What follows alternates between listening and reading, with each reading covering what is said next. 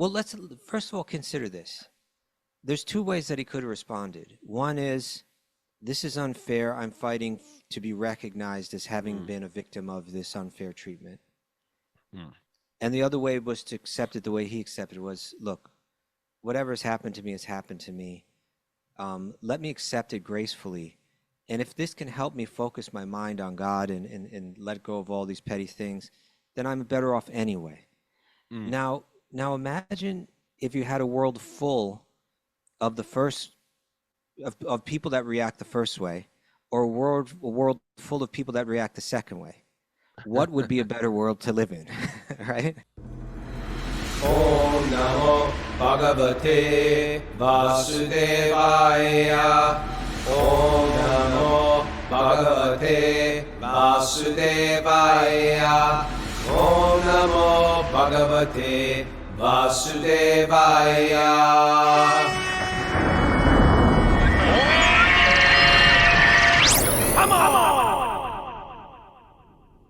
Live from Super Soul Farm, this is Wisdom of the Sages, a daily spiritual podcast with your host, Raghunath, and co-host and senior educator at the Bhakti Center, New York, Kaustubha.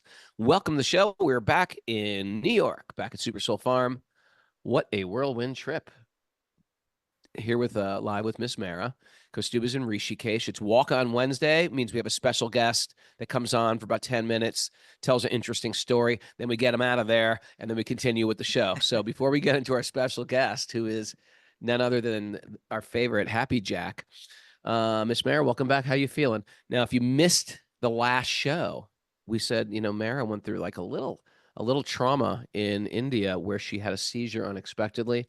We got flooded with prayers, and including from some great souls like Satchidananda Swami was in deep prayer for you, Mara, which was touched our heart. And so many prayers came out, and you know, we're still things are sort of up in the air. We're going to the neurologist tomorrow. We don't really understand what happened, but Raghunath, I don't think a urologist is the right person to go did to. I say urologist? Oh, he's a neurologist guy. I'm just But the medication is making her sleep like a bear, like a wintertime bear. How are you feeling? I'm feeling good, happy to be back, and I feel real blessed to have all of the prayers of so many Vaishnavas. Yeah, nice. it's really nice. Yeah, we had a very easy flight back, right? I slept literally all. She slept like a hibernating black bear. I was like, I'm just gonna let her go. Point your mic down a little bit so that you're going right into it. No, not you, Mara. I'm saying Mara. Oh, Mara. Okay. Sure. Yeah, so it was pretty good. Picked up the luggage, pretty good. My daughter picked us up in the truck, pretty good. Happy to be back. Yeah, diving into this world. What a great trip I had. Oh my God. We had such a great time in India. I can't believe you're still there, because I tell you, one weekend in India seems like, okay, that seems like a month.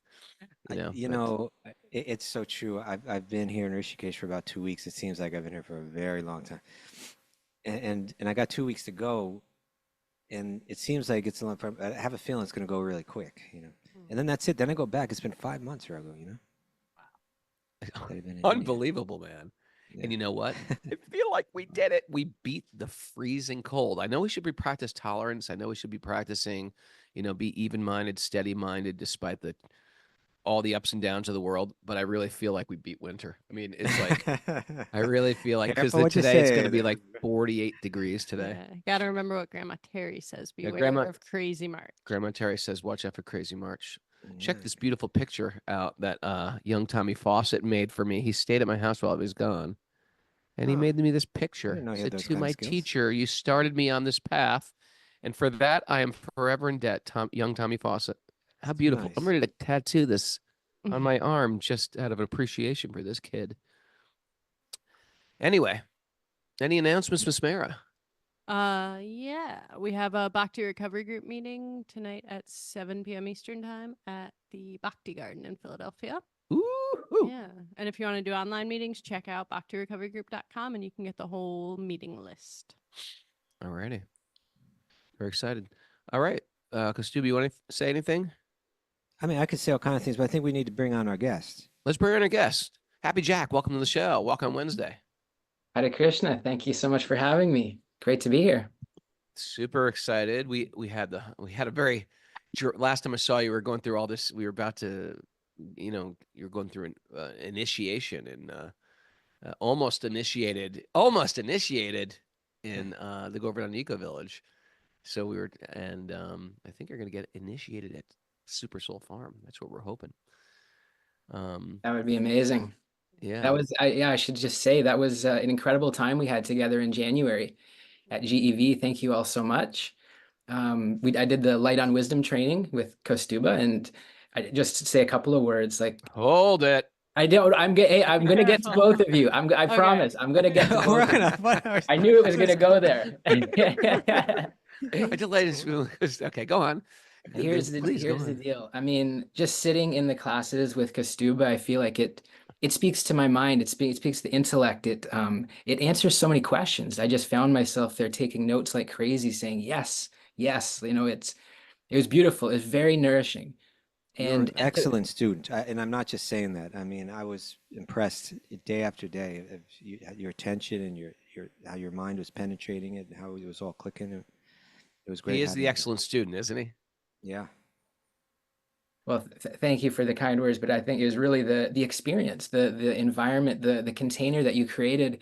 But it's a nice balance, of course, with you, Raghunath. Your storytelling, your charisma, your energy. And I mean, just something, I've been to a few retreats with you now. And the thing that touches my heart the most, actually, when I see you with your son, Tarun, it makes me think of me and my dad. And it makes me think, and my dad, it's a great dad, but I just see the love that you have and the care, and then you bring that to all of your students. And when you speak and teach, it speaks to my soul, and it brings me to tears often. So I feel like it's a beautiful combination between the two of you. So thank you for what you do. Thank you. Mara? Are you satisfied, Raghunath? Should he That's glorify okay. you a bit more? I've been known to make people cry. Thank you. In a good way. Cry in a good way. Anyway, you've got something really cool going on now. You're a student at Harvard, is that correct? At the Harvard Divinity School, yeah. Wow. Yeah, and so for my final project, either I could do a big academic thesis or a project. And I'm not really an academic paper kind of guy, so decided to do a project. And I just reflected on what I've been doing these last few years on this path of bhakti, which Wisdom of the Sages has been a big part of. And so big inspirations have been one, my teacher, Professor Clooney, here at Harvard. Clooney, very, very respected man in the field of religious studies. Yeah, so it's been, again, and maybe a nice comparison, Kaustubha being like the Clooney, the one that's like so smart and so erudite and speaks to my intellect and answers so many of my questions. And then also the last few years learning about Radhanath Swami and who speaks to my heart. And so we had this idea because, Professor Clooney had said that in the past, both him and Radhanath Swami have met together for a dialogue. And I so attended one of their dialogues once at Columbia University. That's right. I saw that. You're in the video. You can see you at one point you get up, and I noticed that. Yeah. So we wanted to recreate that. Stick his head in front of the camera? No. But we wanted to recreate that dialogue. But then I thought, like over these last 3 years, a big part because of Wisdom of the Sages, I've met so many amazing people. And so we thought, I know we can't get everybody together in one place, here on campus. But in addition to that one in-person event, we wanted to do this virtual Bhakti Yoga conference. And so now we've got yourself, Raghunath, we've got Kaustubha, we've got Jiva Ji, so many great Vaishnavas. We had Kishori Gopi yesterday, who really rocked it. And so we're bringing in basically all the people who've inspired me over the past few years and hosting this conference. That's great. A lot of great names on the list. What does it cost? It's free.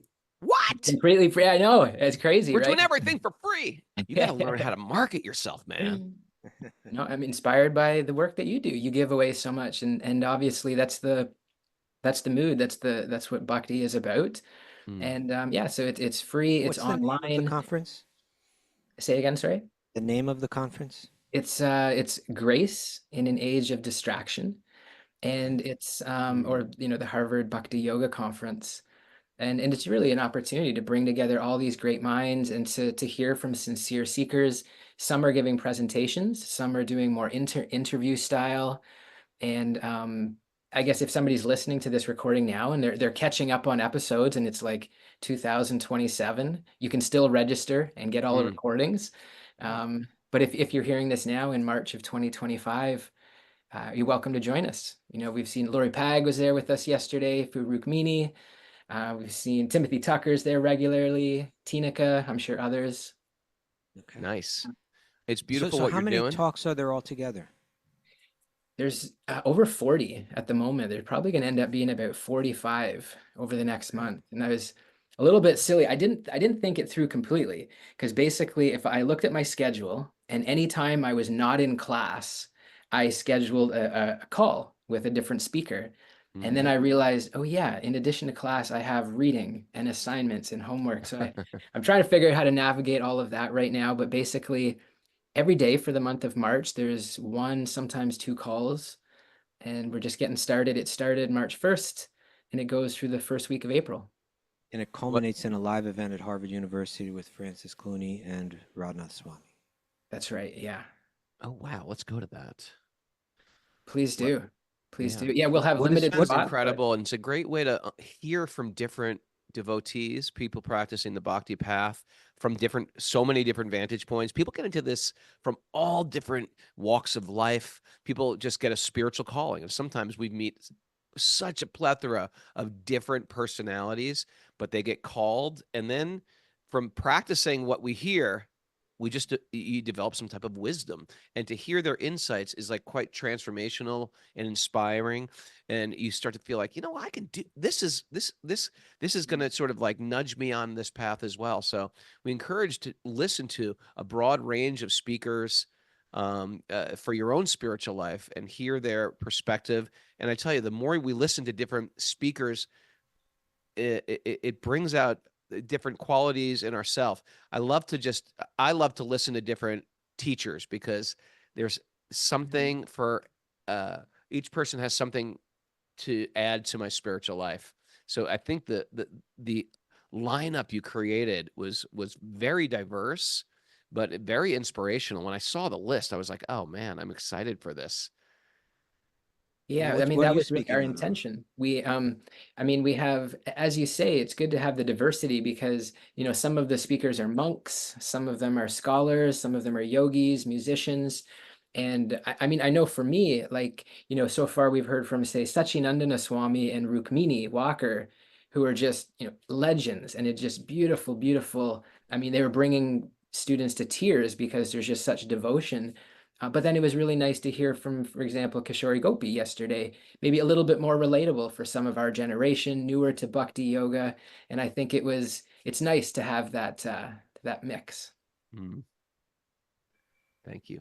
Yeah. What's Raghunath's subject? Yeah, what's my subject? I can't remember. The joy of connection. The joy of connection. Yeah, perfect. Connection. Perfect for you. I can let you know what Kaustubha is as well. It's a great title. His is Divine Revelation in Three Phases: Brahman, Paramatma, and Bhagavan. It's pretty good. Pretty good one. Joy of connection.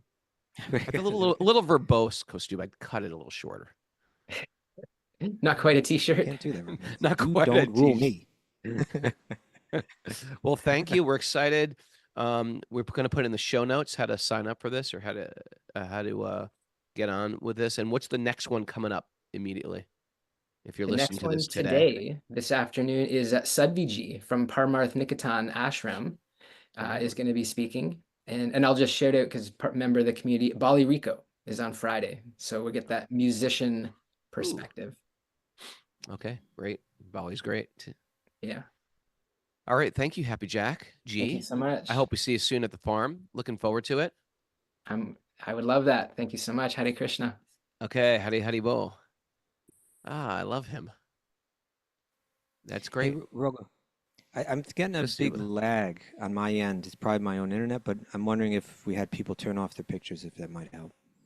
Okay. Sorry, guys who are listening live. We're going to unsee you. Make sure you put a good picture of yourself on that thumbnail so we can see that beautiful face. I hate when it goes to like black when we can't see anything. Sorry about that, people. Yeah. All right. Ready to dive in, Prabhu, to the sweet nectar pot of the Śrīmad Bhāgavatam? You ready? Narayanam namaskritya naram chaiva devim saraswatim vyasam tato jayam madhurayat. Before reciting the Śrīmad Bhāgavatam, which is our very means of conquest, one should offer respectful obeisances to the Supreme Lord Narayan, unto Narayan Rishi, the supremest human being, unto Mother Saraswati, the goddess of learning, and to Srila Vyasadeva, the author. Nasta prayeshva bhadreshu nityam bhagavat sevaya bhagavati utama shloke bhaktir bhavati naistaki. By regular attendance in classes in the Bhagavatam and by rendering service to the pure devotees, all that is troublesome to the heart will become eradicated, and loving service to the Supreme Lord, who is praised with transcendental songs, will be established as an irrevocable fact. Om Gyana Tamarandasya Gyananjana Salakaya Chakshurun Militam Yena Tasmai Shri Gurave Namaha. I was born in the darkness of ignorance, and my teachers are opening my eyes with the torchlight of knowledge. I offer my obeisances at their lotus feet. Reading from the Śrīmad Bhāgavatam. Canto 9, Chapter 2, Text 14. Oh, Prabhu. Let's slow down, because I think if you remember where we're at, we're saying that these two chapters, chapters 2 and 3 of the ninth canto, essentially they're mostly just long lists of names coming down, Sure. list, of these dynasties of the kings. Yeah. So I think for these two chapters, it's interesting. They're giving long list of names. This one had 5 sons named, and then they list those names. And this one had 3 sons, and they go down and It's and, like a you just kind of follow genealogy the path. chart. Yeah, but they do stop at a couple places and highlight a couple of narratives there that, and it makes you wonder, well, what are they highlighting and why are they highlighting it? Like, why did they stop on this story? And one of them, we read one of them that was highlighted when we got together last. Not, of course, the last show was a Q&A show, but before that, and it was telling the story of this person named Prashadra. Do you remember him? Yeah. Raghunath? Yeah. And he was a warrior, but he took up this vow that he would just stay up all night protecting the cows. Like, that was his way of being a protector in society. Yeah. And he made an innocent mistake. In the middle of the night, he heard a tiger attacking the cows, and I guess that a tiger kind of had a cow in its clenches. And he cut the head off the cow. Hare Krishna. He came running with his sword, and meaning to attack the tiger. By mistake, he beheaded the cow, and he didn't even realize it because it was nighttime. And when he went there in the morning, he saw, oh no, I was trying to protect the cow. I killed it by mistake. And then he received a curse for that. Mhm. And what it seems that, it chose Bhagavatam, Vyasadeva chose to give us these details of this event in his life, where even though he was what we could say unfairly cursed, it had to do with the mood that he accepted it. That it said he accepted that curse with folded hands, and then he decided, I'm going to take a vow of brahmacharya in my life, as if to make up for it. I think, as some sort of penance. And then this is what we hear in texts 11 through 13, which are the last texts that we read. It said that he gained relief from all responsibilities, became peaceful in mind, and established control of all of his senses. Being unaffected by material conditions, being pleased with whatever was available by the grace of the Lord to maintain his body and soul together, and being equal toward everyone.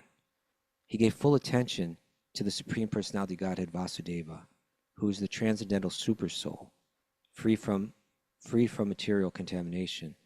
Thus, Prashadra, fully satisfied in pure knowledge, always keeping his mind on the Supreme Personality of God, achieved pure devotional service to the Lord, and began to travel all over the world without affection for material activities, as if he were deaf, dumb, and blind. And it's just occurring to me like, okay, it's highlighted this story. There's some lesson there, and I think we discussed last time that I think a lot of us would hear that, especially in our postmodern times, and say, well, why didn't he stand up for himself? It wasn't fair, Right. And we got into that, but I don't think it's We had so that much great about that. conversation. We had the great Yeah, conversation of getting blamed for things that you didn't do and the yeah, benefits of just taking it and internalizing it and accepting an acceptance and how it's different than just being walked all yeah. over and having that attitude.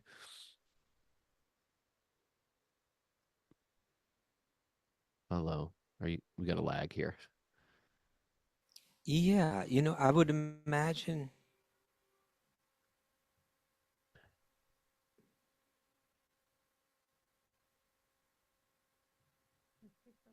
Are you there, Kaustubha? No, I'm just back. I was frozen for a while. Okay. Sorry. I'm back. All right. It seems like my internet's really shaky, but I would imagine that the sage that cursed him for that Mm. is likely that he regretted it later, right? He saw, what did I do? But I think what it's, kind of the message there. Well, let's first of all consider this. There's two ways that he could have responded. One is, this is unfair. I'm fighting to be recognized as having been a victim of this unfair treatment. Mm. And the other way was to accept it the way he accepted it was, look, whatever has happened to me has happened to me. Let me accept it gracefully. And if this can help me focus my mind on God and let go of all these petty things, then I'm better off anyway. Mm. Now imagine if you had a world full of the first of people that react the first way, or a world full of people that react the second way. What would be a better world to live in, right? Sure. Think Sure. think of it that way, and I think we'd all probably say it would be much the second world where everybody like nobody holds grudges, people kind of gracefully accept things, even if it's not quite fair. People are willing to kind of like cut some slack, you know. It Prabhu, would you be want to hear a great life realization from this that we just I'd ran love into to. the other day? Yeah. We talk about these things like how resentment it's poisonous and forgiveness is important, and it sounds almost like, okay, I know, get on with it. The whole world knows this. So me and Mara, uh, the last few days, we decided, let's go to Jaipur and just take a break. And so for a little bit of money, we rented this great place. If anybody needs a good place to stay in Diggy Jaipur, Palace? not Diggy Palace. It was called the Shubha Haveli. So if you don't know what a Haveli is, a Haveli is sort of like built like the Pentagon, with a center courtyard, and it was how wealthy people had houses, like for families. Generally, their extended families would live in this Haveli, and it was like four stories and open courtyard, and they're lovely. It's almost like a palace, and over the years they just got turned into hotels. And we found this place, and it's Rajasthani, so it's quite charming. And the open courtyard keeps it very cool because the winds come through, and beautiful arches and big rooms. So anyway, I was noticing that this Haveli is like under construction, and half of it is like gorgeous and the other half is in total disrepair. So me being the nosy person that I am, I'm thinking, man, I should just tell the guy, because he was very approachable, the owner. I said, and because they're all family run businesses, I said, you should just throw up a coat of paint on this other half. It would look so much nicer. I don't know why you guys haven't done it yet, because I felt like this was sort of like, it could have been a perfect hotel, but it was just like a little messy on half of it.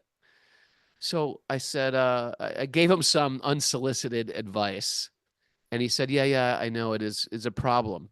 And the problem was that he had accepted this hotel from his father and his uncle. His father and his uncle owned the hotel, and there was a bitter family feud. And the hotel was given by their great grandfather. And because there was a family feud, one of the his father wanted to make it into a beautiful hotel, and the other one was like, "Oh yeah, screw you. I'm not doing anything with this." So half of it, like cut right diagonally, is like a ghost town, and the other half is like a 5-star hotel. And it's I said, why don't you just say to him, I apologize. Let's become friends. We're family members. Can we work this out? And he goes, no, no, no. It will not happen. It cannot happen. It is very, very bad. That will not happen. It's like layers of generational dysfunction, a family feud. This stuff goes on, and it's so simple. It's so simple. Let me hear why your grandfather was angry at my grandfather. Let's try to work it out. It's a new generation now. Let's make half of it is literally, come on, Mary, tell a story. Half of it is like crumbling, covered in mold, and half of it is breathtaking. Yeah, and they have like, this entrance is like especially charming and beautiful, except there's a car parked like inside, like kind of on this beautiful courtyard lawn. And it's like, why would you park a car like right by this charming entrance? It's like picture perfect, and it's like, oh, it's the other grandfather's car, or, like the other They're side just of the leaving family. stuff around. Yeah. And then there's this gorgeous, it looks like it was like right out of like 1901 or something, this room that no one goes to because it's under it's under some like controversy. Who actually, yeah, it's under dispute. Who owns this room? So you could open the window of it and see there's this gorgeous room and nothing's been touched there for like 100 years. So anyway, these things are real. Even though it sounds like, yeah, you got to forgive, you got to let go of resentment. These things are real, and they haunt people, and they wreck our lives.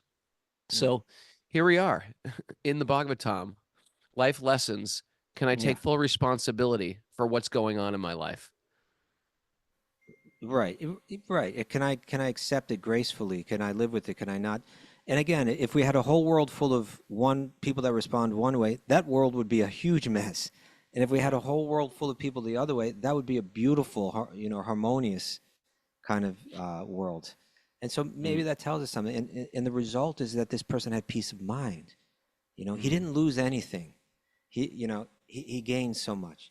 So that's one interesting example. It's going down this, the different branches and sub-branches of this dynasty's lineage, and it just stops and tells us this story. Interesting that it highlighted that. And then the rest of this chapter, it keeps on just mostly listing names. And I think we can go to the next chapter, but the next chapter takes a similar kind of story. Someone who kind of got a rough deal, although it seems like they didn't really deserve it, but they accepted it gracefully. So I just thought it was interesting that these both things were highlighted. So why don't we go ahead and jump to chapter 3, Raghu? Okay, chapter 3. Sukadeva Goswami continued, O King Saryati. Do you want to read the title chapter? The name of the chapter is The Marriage of Sukanya and Chyavana Muni. Chyavana Muni. Okay. What was he famous for? Marrying a very young girl. That's one thing. That's and, one thing. and another thing is Chavan Prash. That's Chavan right. Prash, which is like a magical elixir you can buy made of amla fruit. And it's one of these things every Indian And grows up 54 eating. other Chavan. ingredients. Yeah, every Indian grows up eating Chavan Prash. It's sort of like a Take it, superfood dude. that you'd mix with your hot milk or have with your morning warm drink, or a mix of like Ayurvedic herbs and ghee and what else is in it? I'm taking it daily right now. You take it daily? Well, I here in India, I have been. I want to keep my immunity up there. When I first came to India, there was a Ayurvedic doctor that lived with us, and he made it fresh. So I was like, because it was hard to get fresh. You'd always get these Dabur brand that is like hard as stone. And it's just like, oh, this, this. And then when I saw it freshly made, which is sort of like jam, like a soft jam, I was like, oh, wow, I got to bring this home. I literally bought one of those metal trunk verse. I'm such an extremist. I bought a trunk load of it and brought it home Gotta have it all year round. so I could have it all year round. I'm going to go through this. Like I did the math. If I take a tablespoon of this or two a day, I'm going to go through a bottle in like 2 weeks. Yeah, so I bought a trunk load. Anyway, Chavan Prash. This is Chyavana Muni. I don't know why they gave him the credit. Maybe he came up with the recipe, but it's an I looked ancient it up. elixir. Anyway, Sukadeva Goswami, our narrator, is speaking. O King Saryati, another son of Manu, who was a ruler completely aware of Vedic knowledge. He gave instructions about the functions for the second day of the yajna to be performed by the descendants of Angira. Saryati had a beautiful lotus-eyed daughter named Sukanya, with whom he went to the forest to see the ashram of Chyavana Muni. While that Sukanya, surrounded by her friends, was collecting various types of fruits from the trees in the forest, she saw within the hole of an earthworm 2 things glowing like luminaries. This is where the As it story gets a little. We'll keep reading, but gets a little it's a fantastic. little hard to figure out exactly what was happening here. But Okay. go ahead. As if induced by providence, the girl ignorantly pierced those 2 glowworms with a thorn. And when they were pierced, blood began to ooze out of them. Therefore, Did all you the read text soldiers. 3? That's Did I miss it? Yeah, I read it. Right? Yeah. So okay. text 5 now. Thereupon, all the soldiers of Saryati were immediately obstructed from passing urine and stool. What? Upon perceiving this, Saryati spoke to his associates in surprise. How strange it is that one of us has attempted to do something wrong to Chyavana Muni, the son of Brigu. It certainly appears that someone amongst us has polluted this ashram. Okay. So let's review what's happened so far, right? So Yeah. we've been coming down this family tree, and we get to a king named Saryati, and he has this beautiful daughter named Sukanya, and they, along with some of their friends, they go and visit this ashram of the sage Chyavana Muni. So this is like a nice thing to do, right? Oh, these people are so peaceful. They have such a nice life. They're not caught up in the worldly things. We can learn from them. It's auspicious. Maybe we go there and give them a little charity and spend the day there. And this Sukanya is relatively young. We don't know. Her age isn't mentioned, but it sounds like, I don't know exactly how old she is, but somehow she gets, she sees a little hole where there's like an earthworm would be in there, but there's something glowing in there. Mm. And she just kind of pokes at it, and she didn't really know what she was poking. And then they find out that suddenly, like, everybody's,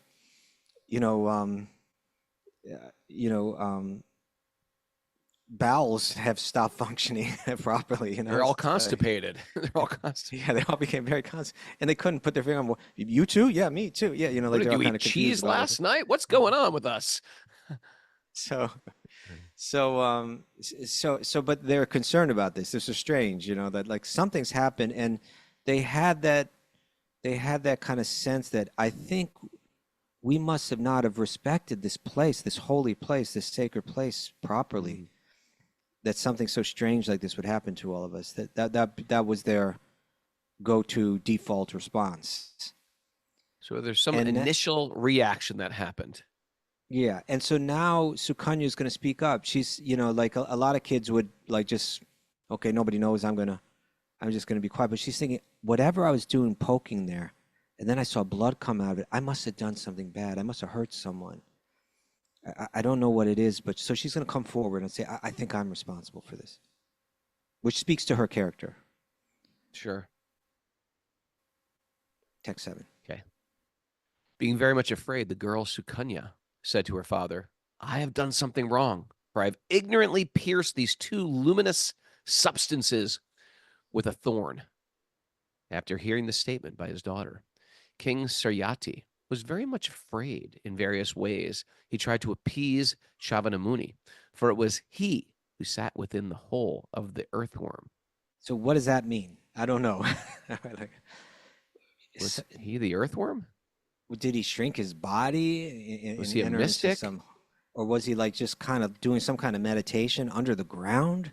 And Or he's was he looking. saying like, I am also like that earthworm?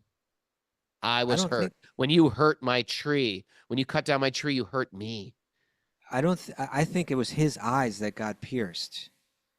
You know, and Okay, so it's a little mysterious and nebulous all here. I can imagine is that he was doing some kind of meditation, maybe where he covered his body with, with the ground or something. And I don't know. I don't know.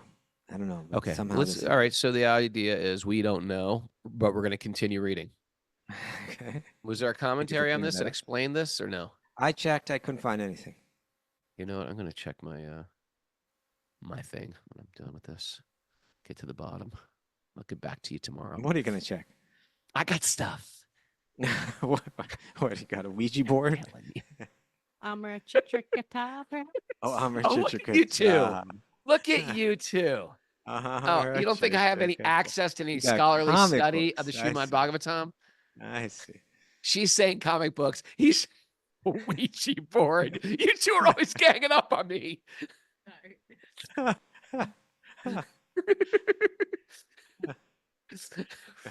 Ouija board. Well, you said I got stuff.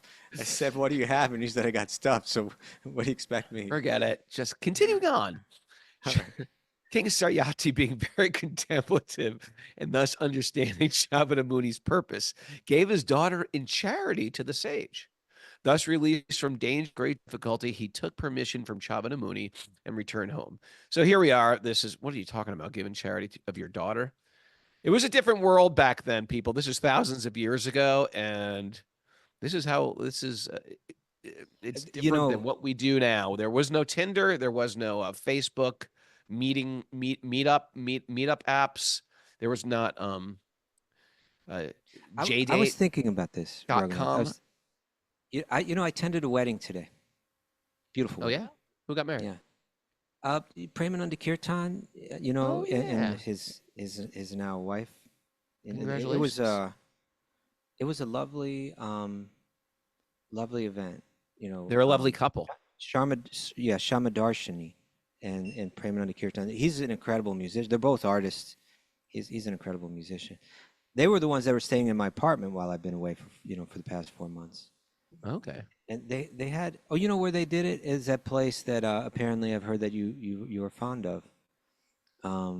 Place called is it B Monk or something like that? Oh yeah, B Monk. B Monk. That's where we went to with Bikram. You ate there Oh recently? yeah, that's Yeah. great. Yeah, it was overlooking the Oh yeah, it's a Ganges. beautiful place. Yeah. If you're in Yeah, Rishikesh, go to B Monk. But there's so much talk there. Because it was a small wedding, but it was really that a lot of that kind of the team, not the entire team, but a lot of the people were parts of this team that are putting on this whole festival. Yeah. And they're people that have served together doing the Polish tour year after year, now doing this event here in Rishikesh, the Kirtan Fest year after year. You get bonds, you to each other that way by serving together. Sure. And at the end, they asked everyone to share a few words, and it was really nice. Everyone was giving their blessings, sharing their joy, and also giving their advice. Like how to live together. As a married couple. And there was a lot of talk, about the blessing that it is.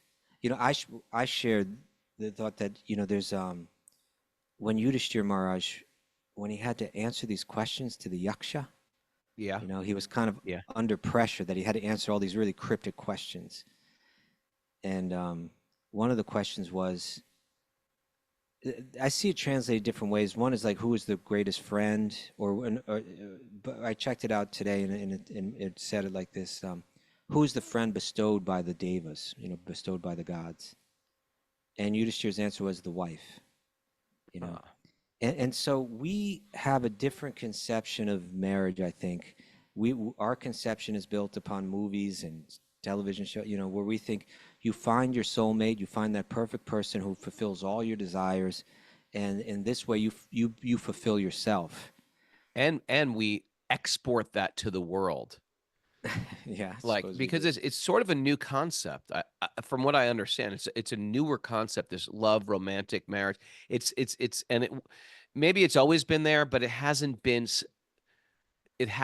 like that's what marriage is. For most of it, it was just let's be practical here. Let's join families. Let's survive. Let's keep or I know this other family in this community. Let's make an arrangement for our kids to be betrothed. We've Yeah. created Hollywood's created something crazy, and now we export it to the world like this is normal. Yeah, exactly.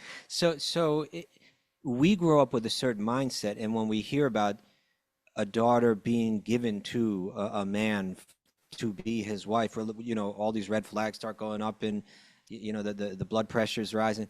But really, this was life in many, many, many cultures, and still is.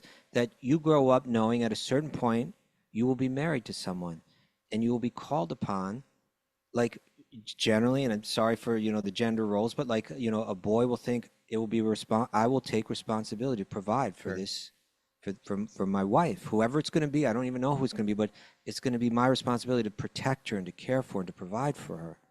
And the wife is thinking, I'm going to be married to some boy, I don't know who it is. It's going to be my job to care for him and to nurture him and to they're serving each other this way.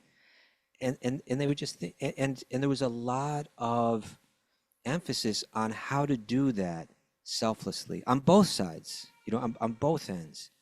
And Sure. again, what's a better world where you have two people saying, you satisfy my desires, or you have two people saying, like, already accepted that there's sacrifice involved and that it's my responsibility to serve the other? What's a better world? What gives better results? Sure.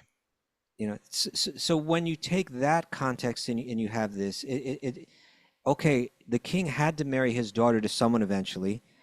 There came this serious mistake where unintentionally they offended a great soul, and they said, let us try to make up for it. You're a great sage. Actually, my daughter would be fortunate to be married to you. Please, accept my daughter as your wife. Let this make up for the offense that we caused. Now he knows, one, that he's making up the offense that he caused, and two, that his daughter will be well cared for, that his daughter will be with a very specially, deeply spiritual person. Now, the fact was he was quite old and she was young. So for her, this was going to be like a real sacrifice, Mm. Not an easy thing to swallow. I'm marrying this old man. It sounds like she had a very saintly demeanor. And she said, in a sense, she was feeling, it's okay that he's old. He's very special. I'm going to serve him. Like she accepted it. Like people were being trained to accept their destiny and make the best of it. Mm. And that's what she chose to do. That's how she chose to respond. We live in a new world, and for better or for worse, there was an old world that was only a moment ago. Yeah, right. It was like I'm looking at my like mother's family from like grew up in the 20s. It's like her older sister was yanked out of school, you know, when she was like in fourth grade or something. Okay, you have to send her to work. Mm. Back at the time when children worked to help support the family. And then she was just didn't really have an option to even get married. She just had to be another parent because they were all broke and that's how they had to live. And it was just a moment ago. That was just a moment ago in history. Yeah. And cultures have been trying to like figure out how to like just survive. What to speak of, uh, you know, what to speak of nowadays when we just have arrangements of marriage being made just by our passions. It's Yeah. still being arranged, but a lot of times it's arranged on, oh, we're great sexual partners, or we have no idea. Oftentimes you hear these things like, we married this person. I didn't even know who this person was. And then we fell Yeah. in love, and then I didn't know who That's their what the whole family wedding was. thing is, where you lift the veil and all that. It's like you had never seen each other You've never, before. yeah, right, right. Yeah. She's, again, as we read on, it appears that she said, it's okay, even though he's an older man, and I'm not going to get that romantic thrill I was hoping I would get in life. Right. Very handsome prince is probably what she was like counting on.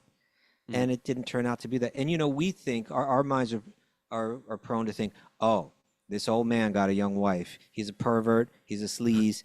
It goes This right is a- there. That's where our minds go immediately. Right. But this is actually a very self-controlled person, Chyavana Muni. He's like, this is a person that, has been living as a brahmachari for probably many decades, like just Sure. totally self-controlled. And he's probably thinking he's probably not thinking, oh, she's great looking or anything. He's thinking she's got a very high level character. She's like, this is a very qualified wife. And there's From a no very good great family. and this was the point, who's the friend that's bestowed by the devas, that companion in life, that the full of good qualities that brings out the best in you, that brings out your higher nature and helps you overcome your lower nature. He's thinking she has that power because her character is so good. I accept her, right? Mm. That's so let's try to get our minds out of the gutter and think that maybe don't just be triggered by this, but try to understand how this might be understood in other ways.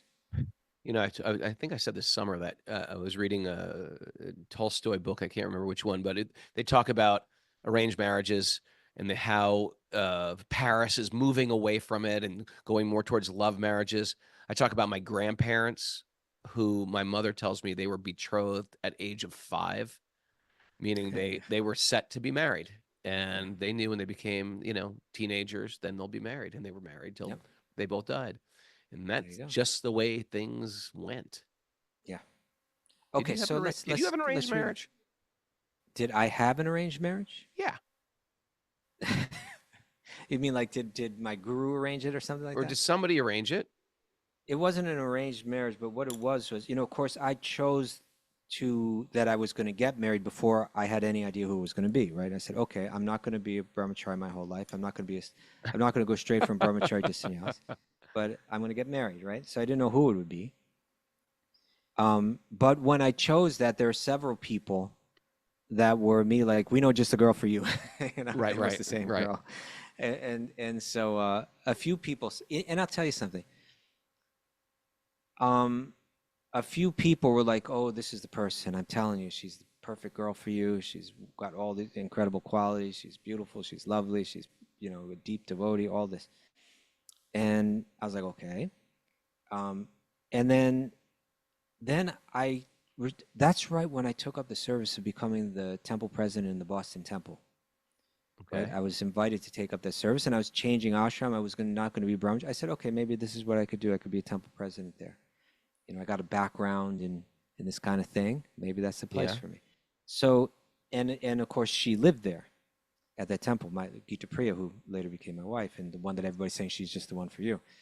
So when I was on my way there, the first day I was on my way there, Niranjana Swami, who was the GBC, meaning he was the person, kind of the manager, the highest manager of that area, and the guru of Gita Priya, he asked me, do you know who you're going to marry?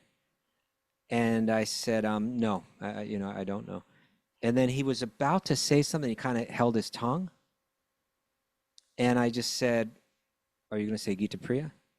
And he said, yes, I was going to say that. I didn't want to say because I didn't want to put any kind of pressure on you. Like it was just sensitive of him, right? Like on one hand, Yeah. he's thinking, oh, this is a good match, and he's concerned about her. He's concerned, like with fatherly love. Sure. He's thinking, I want to make sure that this nice disciple of mine has a decent husband.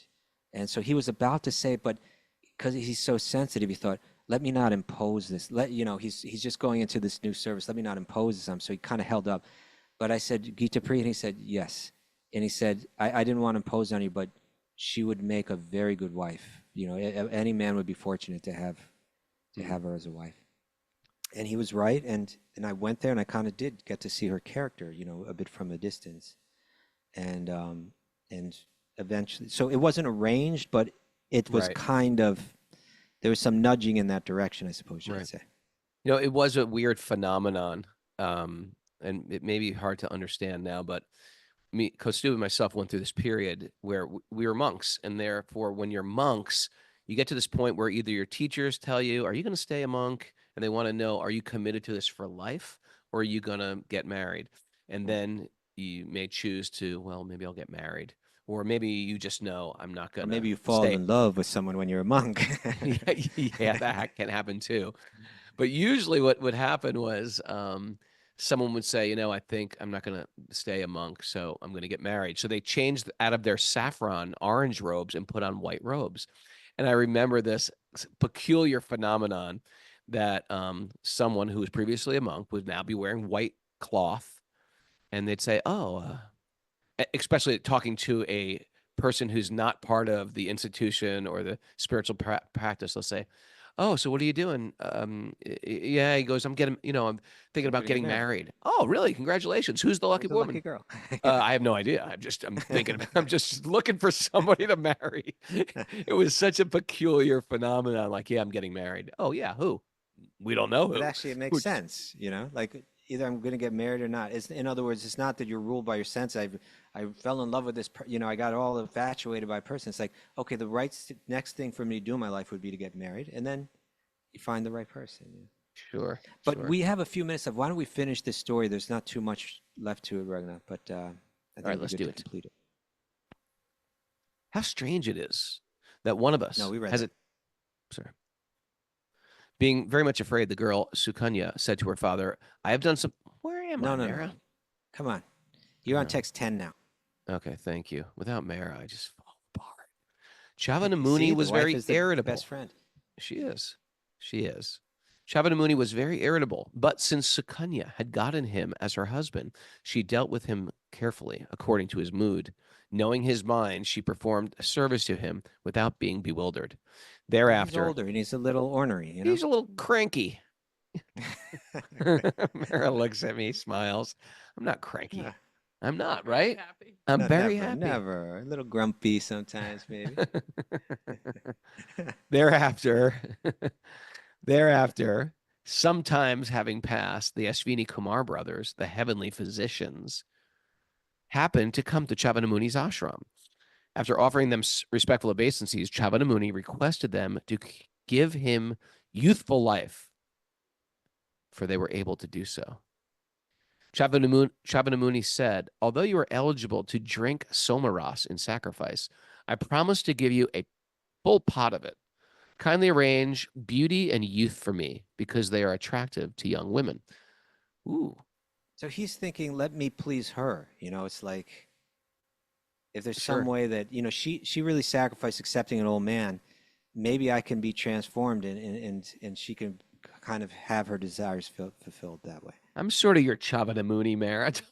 a little old.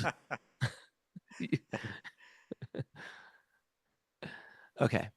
Let me see if we can get one more in. 13. The great physicians. So these are the demigods that are twin physicians.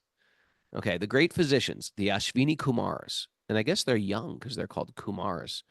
The Ashvini Kumars were gladly accepted Chyavana Muni's proposal. Thus, they told the Brahmana, just dive into this lake of successful life. One who bathes in this lake has his desires fulfilled. After saying this, the Ashvini Kumars caught hold of Chyavana Muni, who was an old, diseased invalid with loose skin, white hair, and veins visible all over his body. And all three of them entered this lake. Thereafter, three men with very beautiful bodily features emerged from the lake. They were nicely dressed and decorated with earrings and garlands of lotuses. All of them were of the same standard of beauty.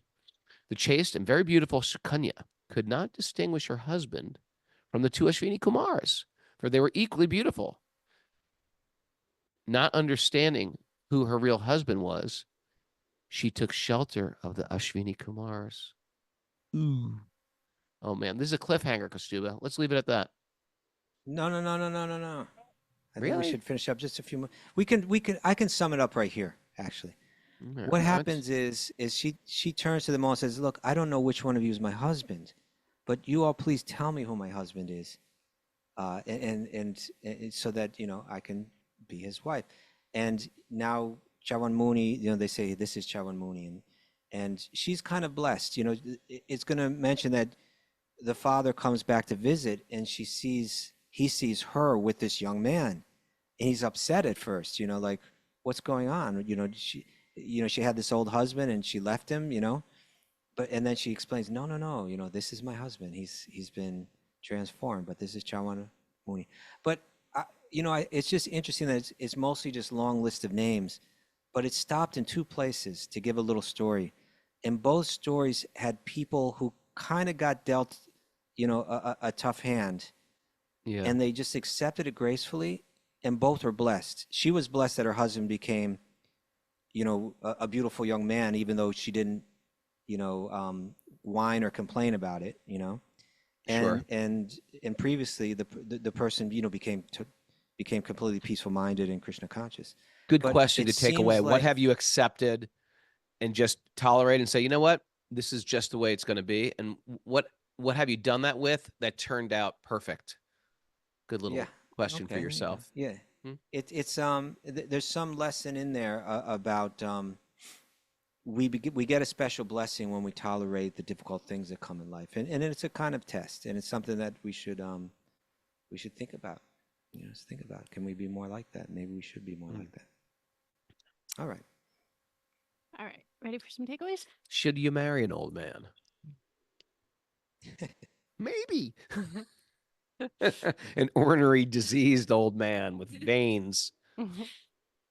Listen to different teachers to bring out different parts of your heart. Okay. I said Happy that. Jack. That was all right. Yeah. Yeah, from our conversation Thanks. with Happy Jack. Control the senses and minds for a peaceful life. For sure. There's benefit in acceptance. Acceptance is the key to set me free.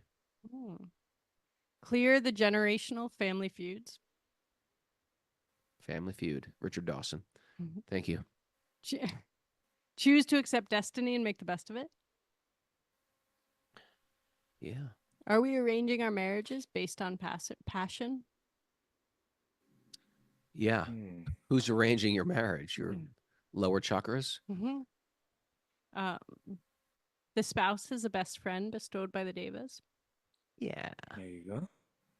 What if you got a bad spouse? Well, still might be your greatest. That was the blessing. demons. Those are the teams. Yeah, it could be a greatest blessing too. You just got to get your head around that. Accept and tolerate difficulties, and it may turn out perfectly. It may turn out better than you could have planned. And Ooh. beware of poking glowworms. Yeah, poking Don't ever do glowworms are that. bad. Don't poke glowworms, people. Thanks, everybody. Thanks for Happy Jack for joining us. And make sure you check out his online Harvard, what's it called again? Bhakti Yoga Conference. Bhakti Yoga Conference. I'll put that link in the show notes today. Yeah. Great to be back, everybody. Planning on our Wisdom of the Sages retreat at Super Soul Farm over Memorial Day weekend. Really looking forward to that. And if you're interested, how do they contact you, Miss Mara? Well, they can go to wisdomofthesages108@gmail.com, although we haven't officially opened up the registration. Haven't officially opened up the registration, but if you want to hold your spot, it always sells out. Yeah. Maybe email Miss Mara and say, please put me on that list. Super Soul Farm this spring, Memorial Day weekend. Great way to welcome spring in. Yeah, definitely.